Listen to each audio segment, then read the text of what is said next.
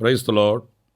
ప్రభు అయిన యేసుక్రీస్తు నామములో మీ అందరికీ మా హోసన్నా మినిస్ట్రీస్ తరపున హృదయపూర్వకమైన వందనాలు తెలియపరుస్తున్నాను. మంచిది, ఈ పూట దేవుని వాక్యంలో ఒక చక్కటి మాటని మనం ధ్యానిద్దాము. ఈరోజు ప్రతి మనిషి ఉదయం వదులుకొని మరలా సూర్యాస్తమయం వరకు కూడా ఎన్నో కార్యక్రమాలలో తనమునుకలై తిరుగుతున్నాడు. ఏదో సాధించాలి, సంపాదించాలని సాహస వీరుడై ఏదో తన వశం చేసుకోవాలని రెక్కల ముక్కలు చేసి రక్తం ఆవిరి చేసి అనేక విషయాలని పరిశీలించి పరీక్షించి వెదకి వెంటాడుతూ ఉన్నాడు. కానీ లోకంలో ఏది మనకు శ్రేయస్కరమైనది, ఏది ఆశీర్వాదకరమైనది, ఏది ఆశీర్వాదము కానిది అనేది వివేచించి అడుగులు వేసే వ్యక్తులు కొంతమందే కనిపిస్తారు. మనం కూడా వివేచించి ఆలోచించి దేవుని సన్నిధిలో మొరపెట్టి జ్ఞానాన్ని పొందుకొని మనం దేనిని వెతకి సంపాదించుకోవాలనే వివేకంతో ముందుకు వెళ్ళాలి. దేవుని వాక్యంలో చక్కటి మాట సామెతల గ్రంథం 2వ అధ్యాయం 3, 4, 5 వాక్యాలు చదివినప్పుడు, తెలివికై మొరపెట్టిన ఎడల, వివేచనకై మనవి చేసిన ఎడల, వెండిని వెదకినట్లు దానిని వెదకిన ఎడల, దాచబడిన ధనమును వెదకినట్లు దాన్ని వెదకిన ఎడల, యెహోవా యందు భయభక్తులు కలిగి ఉండుట ఎట్టిదో నీవు గ్రహించెదవు. దేవుని గూర్చిన జ్ఞానము నీకు లభించును. చూడండి, ఈ వాక్యంలో మనము వెదకాలట. ఎలా వెదకాలి అనంటే, వెండిని వెతికినట్లు, దాచబడిన ధననిధిని వెతికినట్లు మనము వెదకాలట. దేనిని అంటే జ్ఞానాన్ని, తెలివిని. ఈరోజు శ్రేష్టమైన దానిని పోగొట్టుకుని అల్పమైన దానిని మనం సొంతం చేసుకుంటున్నాము. ప్రియులారా, జ్ఞానం అనేది చాలా శ్రేష్టమైనది, ధనము కంటే శ్రేష్టమైనది. ఈ లోకంలో మనకు దొరికే భోగభాగ్యాలు లేక పదవులు, ఆధిక్యతల కంటే కూడా ఎంతో శ్రేష్టమైనది జ్ఞానం, తెలివి. అందుకే పైనుండి వచ్చు జ్ఞానం మనం పొందుకోవాలట. అంటే దేవుని యొద్ద నుంచి వచ్చే ఆ జ్ఞానాన్ని మనం పొందుకున్నప్పుడు ప్రతి దానిని కూడా మనం వివేచించగలుగుతాము. మనకు క్షేమకరమైనది ఏంటి, క్షామకరమైనది ఏంటి, ఇరుకు మార్గం ఏంటి, విశాల మార్గం ఏంటి, ఉన్నతమైన మార్గం ఏంటి, అల్పమైన మార్గం ఏంటి, ఏది మనకు శ్రేయస్కరమైనది, ఇవన్నీ మనకు వివేకము, ఆలోచన, జ్ఞానము కలిగినప్పుడు మనకు లభిస్తాయి, మనకు చేరువ అవుతాయి. ఈరోజు చాలామంది ఉన్నతమైన పవిత్రమైన మార్గాన్ని విడిచి లోక సంబంధమైన మార్గాలలో ఈరోజు సాగిపోవడానికి గల కారణం ఏంటంటే ఈ జ్ఞానం లేకయే.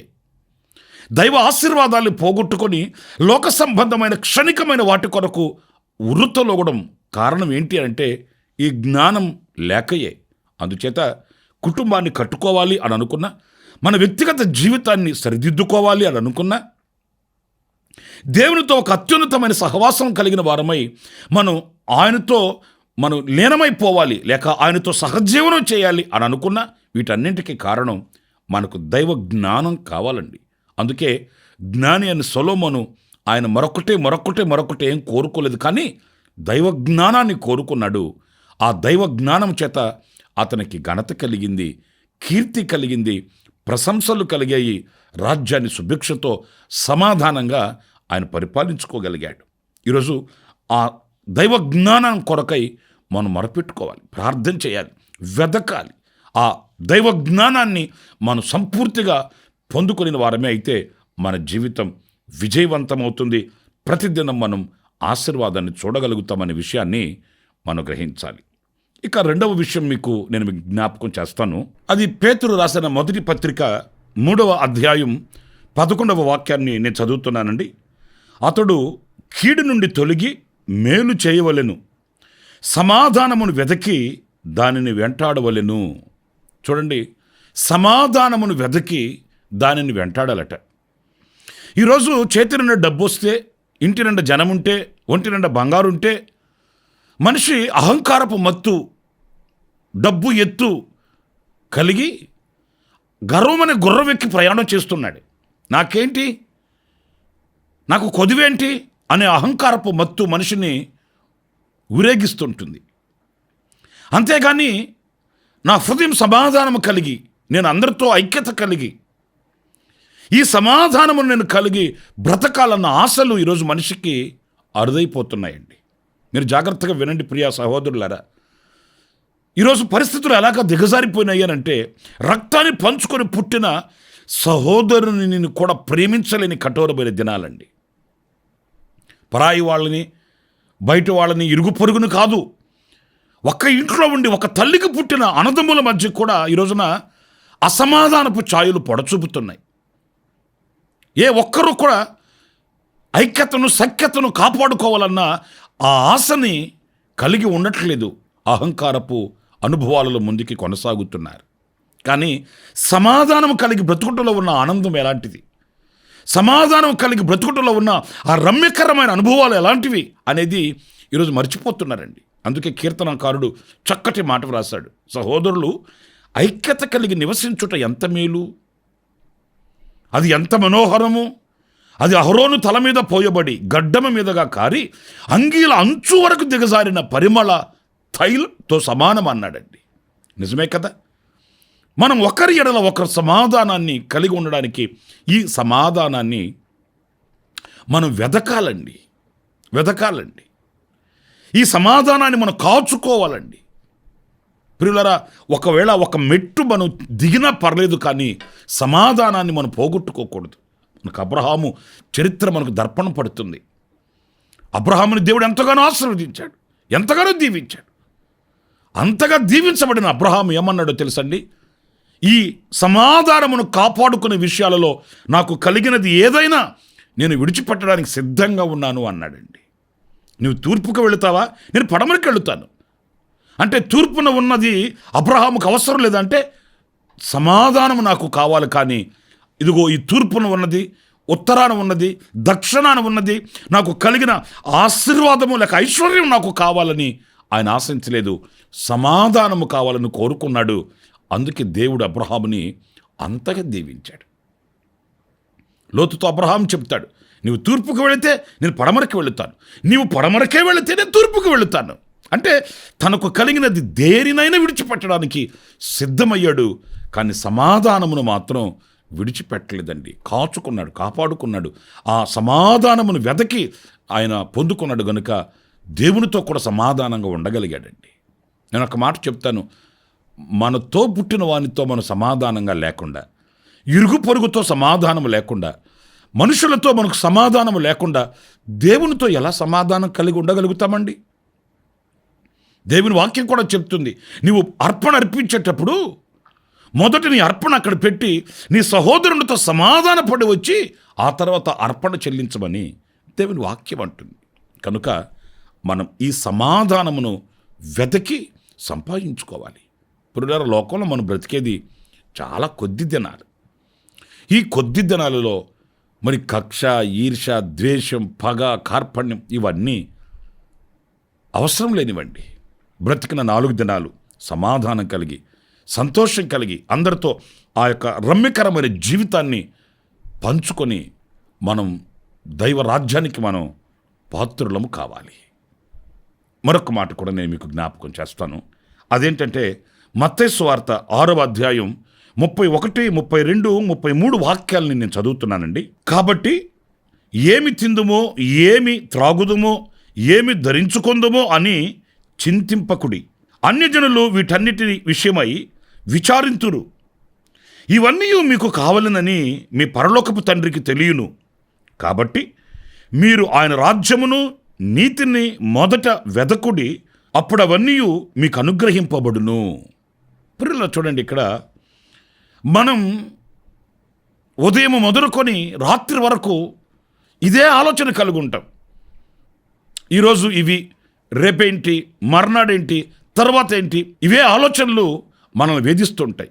కానీ వాక్యం అంటుంది, మీరు అలా వాటిల్ని ఆలోచించి చింతించకండి. మీరు ఏమి తినాలనో, ఏమి త్రాగవలనో ప్రభువుకు తెలుసు. అన్యజనులు కూడా ఇలాగే వాళ్ళు చింతించుచున్నారు కదా, మరి అన్యజనులకి మీకు ఏంటి వ్యత్యాసం? గనుక ఏమి తిందుమో, ఏమి త్రాగుదమో అని విచారము కలిగి ఉండకుండా ఆయన నీతిని, ఆయన రాజ్యమును మొదట వెదకండి. నీతిగా, నిజాయితీగా, భక్తిగా, యథార్థంగా ఎలాగ బ్రతకాలి, ఆయన రాజ్యంలోనికి మనం ఎలా ప్రవేశించాలి, ఆయనతో కూడా మనం ఎలా వసించాలి, ఈ ఆత్మ సంబంధమైన వాటిల్ని మనం వెతకాలట. అంతేగాని అంత సంపాదించుకుంటున్నారు, ఇంత సంపాదించుకుంటున్నారు జనులు, మరి నేను ఇంకా ఏం సంపాదించుకోలేదు, ఏమి సంపాదించుకోవాలి, ఏది కూడగట్టుకోవాలి, ఏది మూట కట్టుకోవాలి, ఏది దాచుకోవాలి, ఇవి కాదు మనకు కావాల్సింది. దేవుని రాజ్యములో మనం యుగాయుగములు జీవించవలసిన వారమండి. ఆయనతో మనం వసించవలసిన వారమండి. ఆయన సింహాసనమున మందు కూర్చుండి ఉన్న ప్రకారం మనము కూడా ఆయనతో కూడా సింహాసనమునందు మనం కూర్చోవాలి.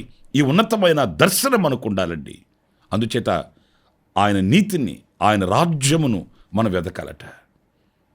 ప్రియులారా, ఆయన నీతిని వెదకడం అంటే ఏంటి? ఆ నీతి మనం ధరించుకునే వారమై ఆ నీతిని అనుసరించి నడవడం, ఆ నీతికి మన శిరస్సు వంచి దేవుని నీతిని నెరవేర్చడానికి సమ్మతించి మనం బ్రతకడం అండి. చాలామంది వాడుక పదంగా ఏమంటారంటే, నీతిగా నిజాయితీగా బ్రతికితే ఈరోజు నా లోకంలో బ్రతకలేమండి అంటారు. లోకంలో బ్రతకమని ఎవరు చెప్పారు? క్రీస్తులో బ్రతకవచ్చు. ఒకవేళ నీతిగా నిజాయితీగా బ్రతికితే లోకం మనల్ని వెలివేయవచ్చు, లోకం మనల్ని కన్నెర్ర చేసి చూడవచ్చు, విషపు చూపులు చూడవచ్చు. కానీ క్రీస్తులో అది మాధుర్యంగా ఉంటుంది. క్రీస్తులో మనకు ఒక ఉన్నతమైన ఆశీర్వాదాన్ని కలిగిస్తుంది. క్రీస్తులో మనకు ప్రతిఫలాన్ని ఇస్తుంది, నీతియుక్తమైన ప్రవర్తన. అందుచేత దేవుని నీతిని, ఆయన రాజ్యమును మనం వెదకాలని దేవుని వాక్యం చెప్తుంది. నేను 3 విషయాలు మీతో చెప్తూ వచ్చాను. జ్ఞానమును మనం వెదకాలట, 2 సమాధానమును మనం వెదకాలట, 3 ఆయన నీతిని, ఆయన రాజ్యమును మనము వెదకాలి. అవి మనకు శ్రేష్టమైనవి. అలాంటి కృప దేవుడు మనందరికీ అనుగ్రహించునుగాక. ఆమేన్. తలలు వంచండి, చిన్న ప్రార్థన చేసుకుందాం. కృపా సత్య సంపూర్ణుడా, జీవాధిపతి అయిన ప్రభువా, మీకు వందనాలు.